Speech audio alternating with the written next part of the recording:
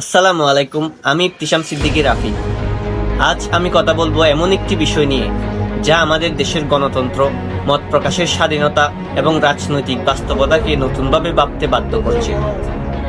কিছুদিন আগে ঢাকার বিজয়নগরে বিপি নুরুল হক নূরের উপর যেভাবে হামলা হয়েছে, সেটা শুধু একজন নেতার উপর আক্রমণ না, বরং একটা চিন্তার উপর আঘাত।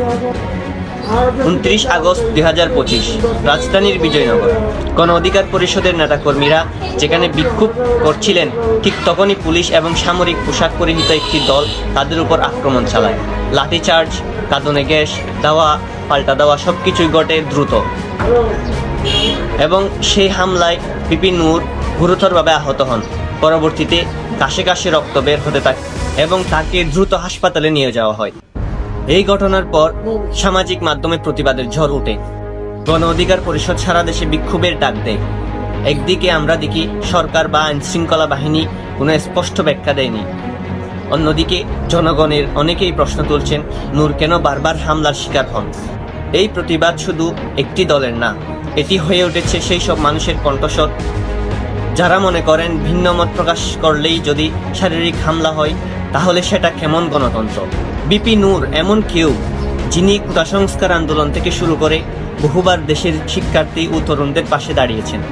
তিনি ডাকসুতে বিপি নির্বাচিত হয়েছিলেন একটি শক্তিশালী ছাত্র আন্দোলনের প্রতীক হিসেবে, কিন্তু আজ তিনি নিজেই বারবার আক্রান্ত হচ্ছেন। এটা কেবল একটি ব্যক্তি বা দলকে থামিয়ে দেওয়ার চেষ্টা, নাকি এর পেছনে বৃহত্তর কোনো স্টেট পলিসি? প্রশ্ন উঠেছে, এটা কি মত প্রকাশের স্বাধীনতা হরণের নতুন ধারা?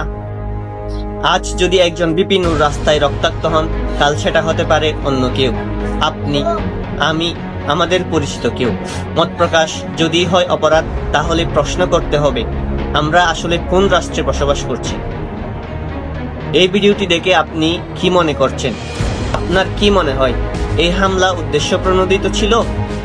ভিন্ন মতের জন্য শাস্তি কি গণতন্ত্রের গ্রহণযোগ্য? কমেন্টে আপনার মতামত জানান, এবং যদি আপনি মনে করেন এই ভিডিও মানুষকে ভাবতে সাহায্য করবে, তাহলে দয়া করে শেয়ার করুন। ধন্যবাদ।